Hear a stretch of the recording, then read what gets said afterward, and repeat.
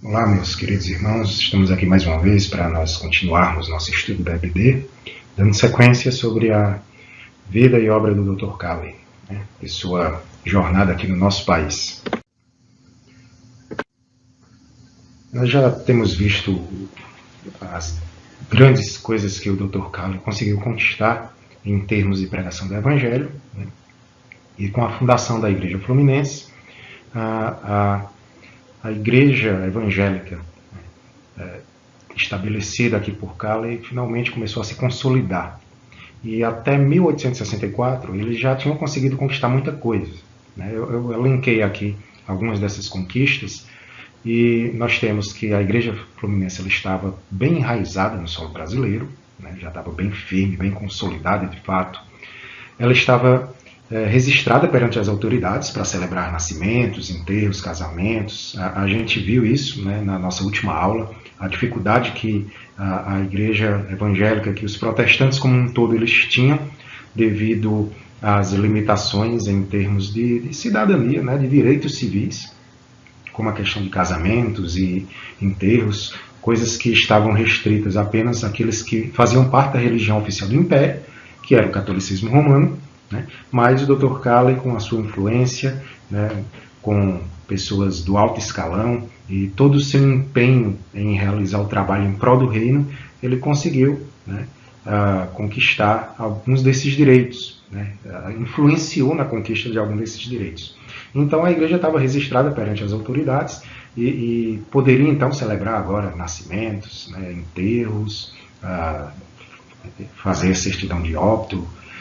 Como médico que ele era, ele poderia assinar, ele tinha sido impedido nesse caso, celebrar casamentos. E tinha em 1863, a igreja ela tinha eleito o Dr. Calley como seu pastor, e o reverendo Holden, a gente viu isso na nossa última aula também, o reverendo Holden, que o Dr. Calley o conheceu lá na Bahia, em seu retorno ao Brasil, depois de ter viajado para a Europa para tratar do seu problema de saúde relacionado à queda do cavalo que ele sofreu, e fraturou a perna, e acabou precisando andar de moletas e tudo mais. No seu retorno, ele encontra o reverendo Holden e ele vem junto com o Dr. Calley para o Rio de Janeiro. Lá ele fica alguns meses e acaba sendo convencido pelo Dr. Calley a ajudá-lo no ministério. Então, a igreja ela tinha eleito o Dr. Calley como seu pastor, o reverendo Holden ele era o pastor auxiliar. Além disso, o evangelho estava se espalhando por toda a Bahia, em Niterói. Apesar de toda a perseguição que tinha, o evangelho continuava a crescer, embora houvessem sim perseguições, aborrecimentos que os crentes continuavam a sofrer. E em termos pastorais, o Dr. Calley ele orientava cada vez mais essa congregação de crentes guerreiros que estavam lutando ali para que o evangelho pudesse se espalhar em nosso país. E ele e a sua esposa faziam isso debaixo de risco. Eles foram apedrejados pela população em várias ocasiões e pelo menos uma vez eles escaparam de quase serem linchados. Então você vê que de fato sofriam pelo Evangelho, sofriam pelo amor à obra de Deus, mas continuavam firmes e inabaláveis. Outra coisa importante que havia sido estabelecido pelo Dr. Calley aqui no Brasil era a venda de livros religiosos, mais especificamente a Bíblia. E esses vendedores, que muitos deles empregados pelo próprio Dr. Calley, eles iam cada vez mais longe, estavam conseguindo se espalhar pelo nosso país. 10 membros da igreja estavam empregados como vendedores das escrituras, não apenas na área do Rio de Janeiro, mas também tinha alcançado regiões do interior do país, estados como Minas Gerais, Bahia. 2 outros estavam em Portugal, um na Ilha da Madeira, e o outro estava testemunhando na África. Vê que eles foram bem longe. E a imprensa continuava a dar oportunidade ao Dr. Calley e ao reverendo Holden também, para esclarecer assuntos do Evangelho. Os irmãos devem lembrar, quem assistiu à nossa última aula, eu toquei nesse assunto, que o Dr. Calley ele, usava muito da imprensa, fazia parte de um editorial, de um jornal, E nesse jornal ele escrevia sobre vários temas, incluindo essas questões religiosas, né? Principalmente isso. E a imprensa estava dando essa oportunidade para ele. E ele, então, estava esclarecendo assuntos sobre o Evangelho, questões que eram mal compreendidas pela maioria da população, né? E bastante caluniadas pelos seus muitos inimigos de forma gratuita, né? Simplesmente pelo ódio à palavra de Deus, como sempre houve, né? E ele percebeu algo importante, né? Que eles moravam em Petrópolis, só que agora mudar de Petrópolis para o Rio de Janeiro estava se tornando cada vez mais necessário, né? A igreja fluminense se localizava lá e havia muita necessidade da presença dele, né, aqui no Rio de Janeiro, ou melhor, lá no Rio de Janeiro, né, para que os trabalhos pudessem acontecer de uma forma mais sincronizada, digamos assim. E por quase 10 anos, o Dr. Cala e a sua esposa, eles procuraram viver no clima ameno lá da cidade, né, de Petrópolis, no alto da Serra dos Órgãos, tudo isso para tentar evitar o calor escaldante da capital, todo aquele clima que causava mal à saúde do próprio Dr. Cala, como a gente vai ver mais à frente, né? E também tinha algo que tinha que ser levado em conta, era a viagem que eles tinham que fazer sempre para retornar à cidade de Petrópolis, né? Vindo do Rio de Janeiro para Petrópolis, a viagem era feita de trem, né, sobre os pântanos fluminenses, depois tinha uma subida de carruagem pela montanha, tudo isso era muito cansativo, consumia, gastava muito tempo, né, e eles eram obrigados a percorrer esse caminho frequentemente. E também tinha o fato deles estarem debaixo de uma tensão constante, devido às frequentes perseguições lá em Niterói, que eles estavam sofrendo, e a relutância das autoridades de tomar alguma atitude, de fazer alguma coisa em relação a isso, embora houvessem já leis que davam liberdade religiosa, né? Mas na prática as coisas eram bem mais complicadas.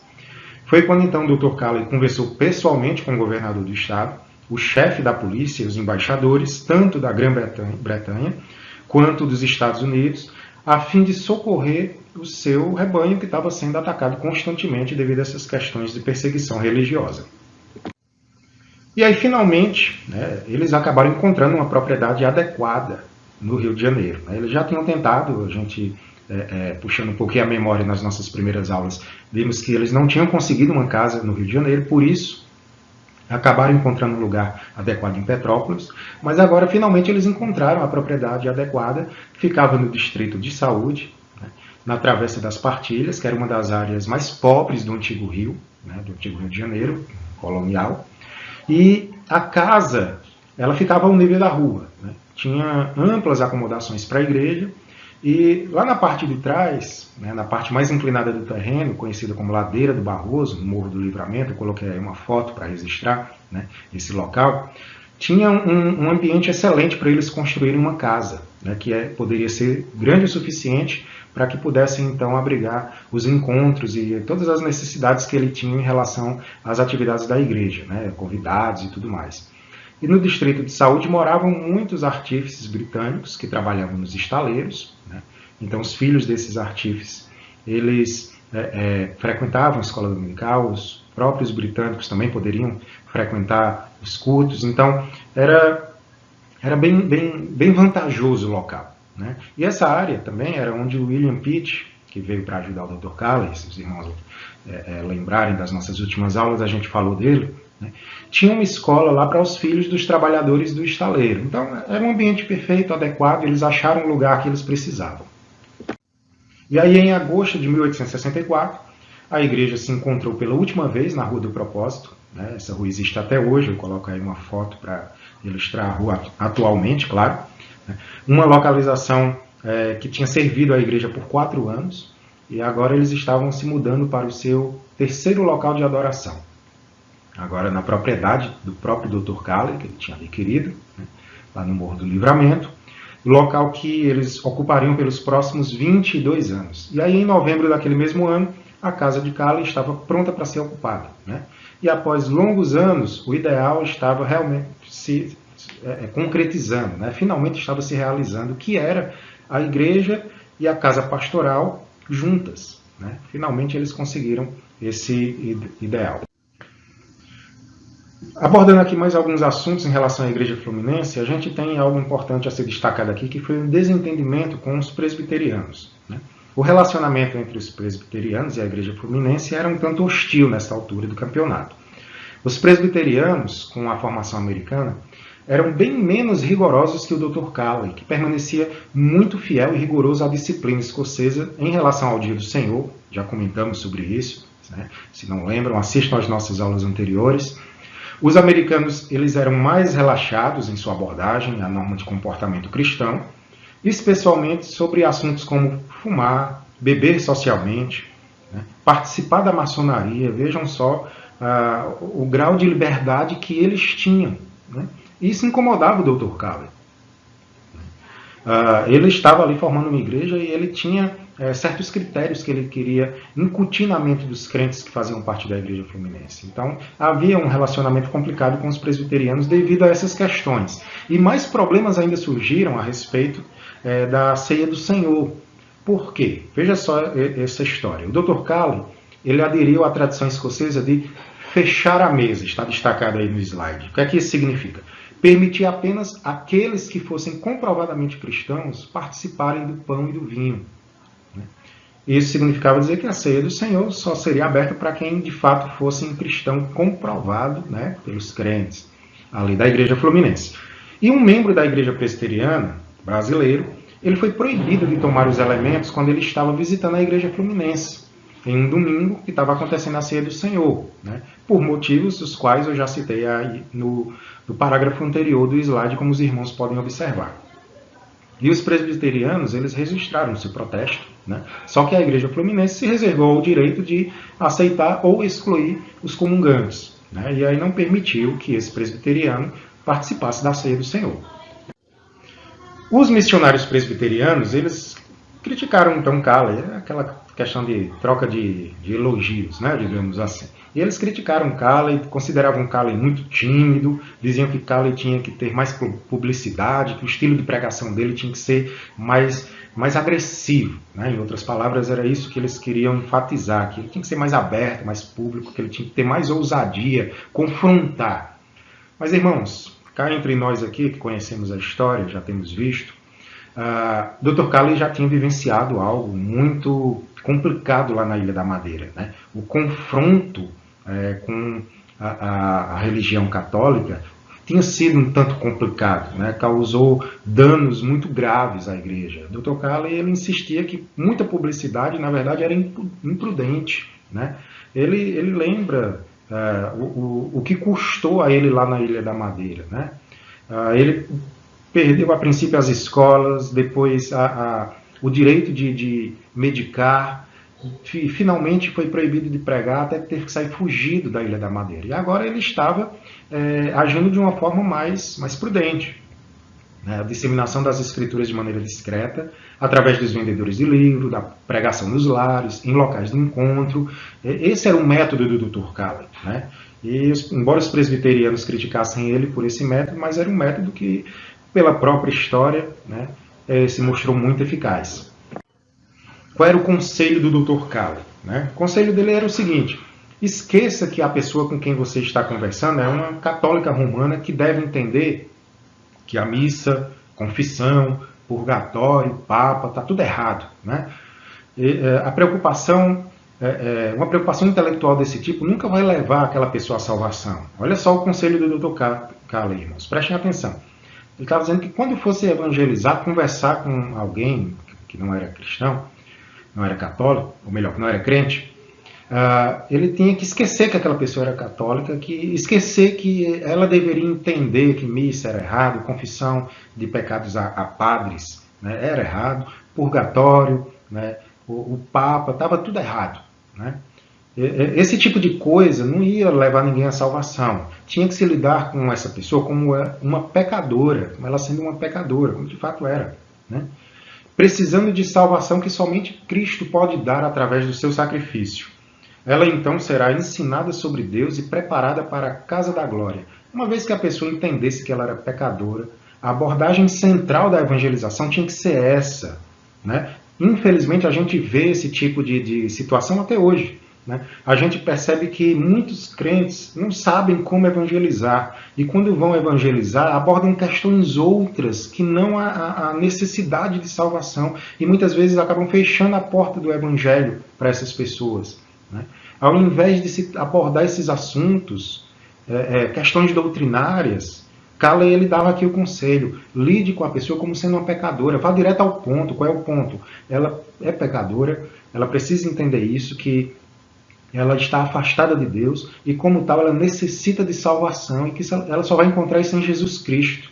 Fora de Jesus Cristo não há salvação, né? Uma vez que ela entenda isso e se converta, as outras coisas serão aprendidas depois. Calley ele era muito perspicaz nesse sentido, entendia muito bem qual era o foco central do evangelismo. Era um evangelista nato, né? Tinha um talento dado por Deus para isso. Outro ponto importante que nós devemos abordar aqui é a questão da escravidão. Lá no Rio de Janeiro, né, assim como em muitos lugares do Brasil, né, ninguém poderia viver, nem mesmo os Calleys, sem estar completamente ciente da escravidão, né. Entre um crescente número de membros da Igreja Fluminense, certamente havia uma quantidade promissora de escravos de origem africana, e para eles não era nada fácil participar das reuniões, levando em consideração que eles tinham que obter o consentimento dos seus donos. Nos registros da Igreja, são dados apenas os nomes dos candidatos ao batismo, analisando os registros históricos, né, da Igreja. E nesses registros não há nenhuma indicação sobre cor de pele ou classe social, até porque não era necessário, né? Só que essa questão, no entanto, ela surge em 1865. Vamos analisar um pouquinho mais detalhadamente.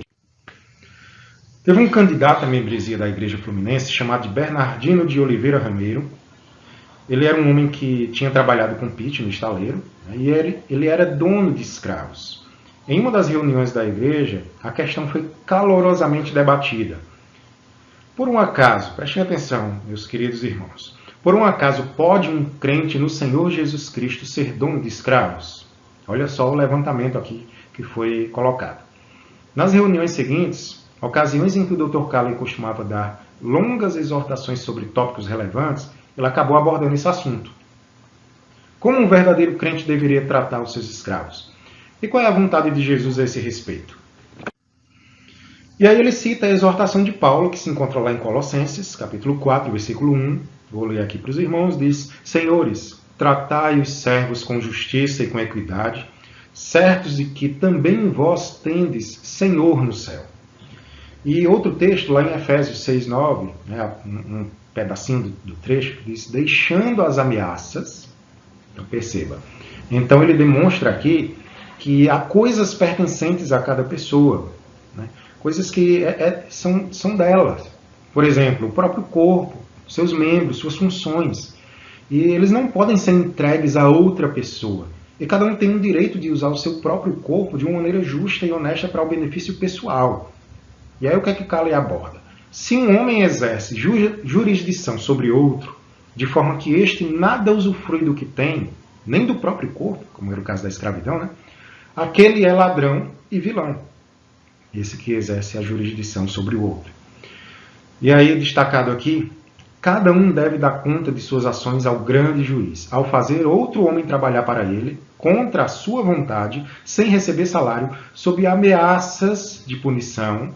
E aí, veja só o porquê de Efésios 6,9, deixando as ameaças, né? Então, sob ameaças de punição e com constante sofrimento, em tudo objetivando ganhar lucros materiais. Calley disse: cada um deve dar conta de suas ações a Deus quando você faz isso. Força uma outra pessoa a trabalhar contra a vontade dela, sob ameaças de punição e sofrimento constante, tudo para objetivar lucros materiais. Então, você vai prestar contas ao Senhor. E aí o doutor falou diretamente ao dono de escravos. Para você, o escravo é seu próximo e está sob o grande mandamento, que é: amarás o teu próximo como a ti mesmo. Você gostaria que outra pessoa o tratasse como um escravo? O comércio de animais é legítimo, mas até mesmo eles devem ser bem tratados. O escravo ele não é filho de seu dono e não serve seu senhor com amor ou prazer.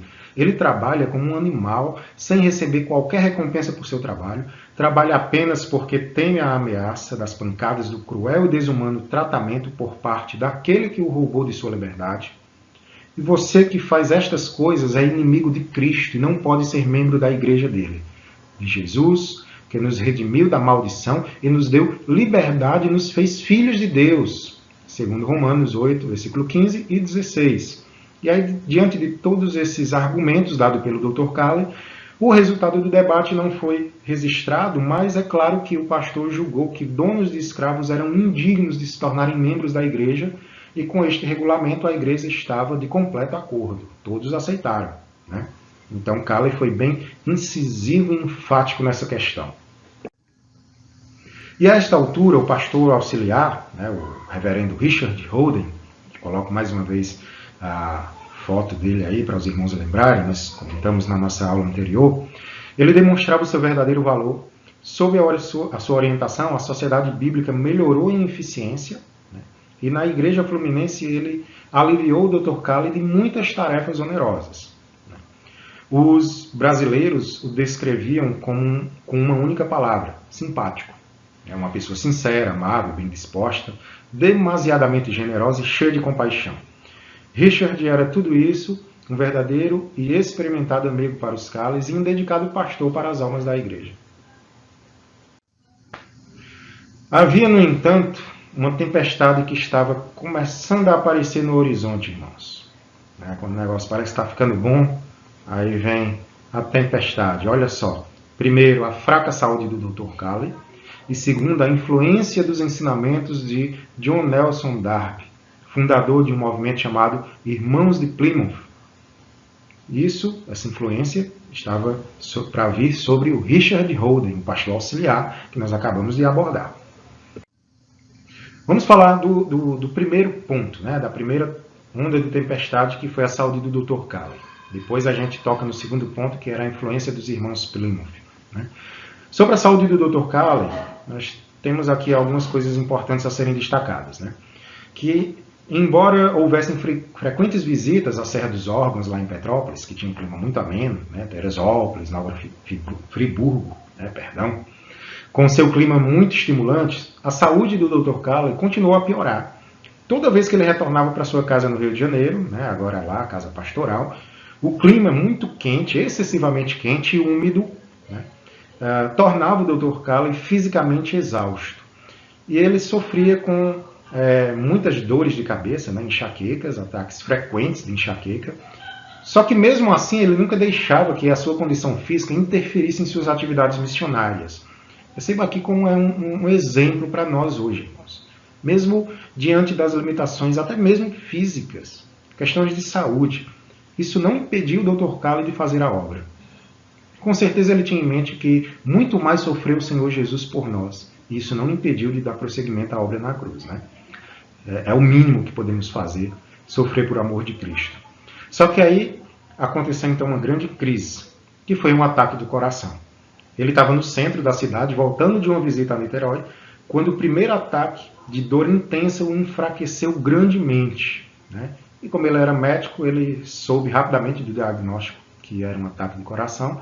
Cambaleando, ele conseguiu voltar para casa, né, com frequentes paradas que ele dava, né, paradas estratégicas para poder recuperar o fôlego. Finalmente chegou em casa. E como ele tinha um médico que cuidava dele, né, que era chamado de Dr. Feinburg, ele era um inglês, estava medicando no Rio, ele foi procurar esse médico, e esse médico ordenou que o doutor descansasse, ou seja, nada de pregação, nada de escrever cartas ou de preocupações administrativas, e recomendou vigorosamente que ele retornasse à Grã-Bretanha para um tratamento adicional. A senhora Calley, que por muito tempo pedia que ele tirasse uma licença prolongada, insistiu para que ele fizesse esse tratamento, para que ele fosse, né, para a Europa novamente, percebeu que o momento era aquele, e debaixo de muita relutância, o doutor acabou aceitando, cedendo e se preparou para deixar, talvez para sempre, né, aqui o Brasil, né, o nosso país. E, entre momentos de emoção incontrolável, o Dr. Calley pregou então seu último sermão, baseado em Atos 20, 17 até o 38, e depois ele teve uma triste despedida da igreja. Em 2 de dezembro de 1868, no Rio de Janeiro, os Calleys embarcaram no navio a vapor chamado de Panamá e iniciaram a viagem deles de volta lá para a Europa. E em relação à situação do doutor, a opinião dos médicos que eram especialistas no assunto foi unânime, de que ele provavelmente iria se recuperar completamente, mas para isso foi prescrito repouso absoluto, algo que ele, um homem muito ativo como ele, achou meio frustrante, né? E aí, com a sua recuperação já quase completada, né, e a boa saúde já então retornada, Dr. Calley começou a se engajar mais uma vez em escrever cartas. Né? Ele aí abdicou desse repouso de escrever cartas e começou a escrever de maneira extensiva. Né? Escreveu longas cartas pastorais ao rebanho lá no Rio, porque ele tinha medo, irmãos, que lobos vorazes entrassem na igreja e insistiu que a melhor forma de evitar tal ameaça era através do bom conhecimento da Bíblia, juntamente com maturidade cristã alcançada pela experiência, que de fato, né, a gente sabe que crentes bem preparados na palavra de Deus, eles podem muito bem se defender desses falsos profetas, falsos mestres que tentam entrar na igreja com falsas doutrinas, com heresias. Né? E, infelizmente, ganham muitos que não estão preparados porque não buscam conhecimento da palavra de Deus. E o Dr. Calley ele escrevia para orientar a igreja sobre essas coisas. E notícias mais diretas sobre a igreja no Rio de Janeiro foram trazidas para ele com a chegada da irmã do William Pitt, a senhorita Marianne Pitt, né? Amiga da senhora Calley. Ela acabou que ficou um tempo na casa deles, no Rio de Janeiro, né, um tempo atrás, e agora, com o pedido dos Calleys, ela se juntou lá na Europa, onde o doutor estava. Com a recuperação e saúde do Dr. Calley, ele decidiu realizar um desejo antigo, que era voltar à Terra Santa, né, à Palestina. E aí a senhorita Marianne acompanhou. Né? Eles foram lá em Beirute, renovaram a amizade deles com o Dr. Thompson, que era um missionário na Síria e na Palestina, e debaixo da orientação desse missionário, eles planejaram uma viagem pela Terra Santa. Nesse período, acaba que chegam notícias da morte do William Pitt. Lembram do jovem William Pitt, que foi até veio para o Brasil para poder ajudar o Dr. Calley, né? E foi um grande servo, um instrumento poderoso nas mãos de Deus, e infelizmente acabou falecendo, né, a essa altura. A Marianne, sua irmã, lamentou muito. Os Calleys também lamentaram muito a perca de um grande irmão, de um valioso ajudante na palavra de Deus. E naquela época o Dr. Calley já estava completamente recuperado, né, e agora eles já poderiam pensar em retornar ao Brasil. Né. Ele já estava recuperado de sua enfermidade, ele poderia voltar para o Brasil. Né? Pensava-se que seria a última vez que ele teria ficado no Brasil, mas agora ele percebeu que poderia mais uma vez retornar. E o que é que estava acontecendo então nesse meio tempo aqui no nosso país? Né? Dr. Calley estava tendo notícias através de correspondências, né, que fluíam de maneira muito livre entre o Calley e o Sr. Holden, né, bem como outros membros da igreja, e essas cartas elas continham relatos detalhados de conversões, de batismo, ou seja, a coisa estava caminhando, né? Estava funcionando. E aí nós chegamos então no segundo ponto, na segunda tempestade que estava se aproximando. Primeiro foi a enfermidade do Dr. Calley, que felizmente ele se recuperou. Mas agora nós temos um outro problema, que foi a influência dos irmãos de Plymouth. Após o retorno do Dr. Calley da Palestina, né, ainda lá pela Europa, ele manteve, por meio de carta, uma discussão com o Sr. Darby, né, esse indivíduo que está aí registrado na imagem, o criador aí da seita. Né? E o doutor ele não podia concordar com os pontos de vista dele a respeito da igreja, de seus ministros, especialmente sobre o chamado de manutenção do pastor. E ele também discordava de desvios doutrinários em relação à justificação e à santificação. E são pontos muito importantes, irmãos, porque a Bíblia ela é muito alinhada nesse sentido. Não abre margem para interpretações terceiras. É uma coisa única. Então, o Darby, o Sr. Darby, ele tinha uma interpretação diferente daquilo que o Dr. Calley entendia. E isso preocupava muito. E a Igreja Fluminense, então, estava contando agora com 150 membros. Percebe aqui como a igreja cresceu. Lembram com quantos membros ela começou? Nós vimos isso nas nossas aulas anteriores. 14 membros. Agora nós já temos 150 membros. E desde o retorno de Calley para a Grã-Bretanha, toda a carta expressava um intenso desejo de ter o Dr. Calley e a sua esposa de volta, né, participando na Igreja Fluminense. né? A própria senhorita Calley escreve no seu diário, dizendo, eles querem o Robert, né? O Robert Calley. E havia então uma nuvem ameaçadora no horizonte. Nas entrelinhas das cartas que o pastor auxiliar, o Sr. Holden, escrevia ao Dr. Calley, isso deixava transparecer que ele parecia que não pretendia permanecer muito tempo como pastor auxiliar da Igreja Fluminense. Como muitos bons homens dos seus dias, ele foi grandemente influenciado pelas doutrinas dos irmãos de Plymouth. Infelizmente, mesmo homens sérios, muitas vezes acabam sendo atingidos por essas coisas. Irmãos, é necessário que nós vigiemos muito. Não são poucos na história homens sérios, homens que deram grandes contribuições e que muito mais adiante na sua trajetória acabaram se perdendo, né? Então, infelizmente, isso pode acontecer e nós precisamos estar atentos a essas questões, né? E ele sentiu, o Dr. Holden, ele era muito sensato nesse sentido. Ele percebeu que ele não poderia mais servir como pastor nesses termos, né, lá, e receber um salário da igreja e tudo mais.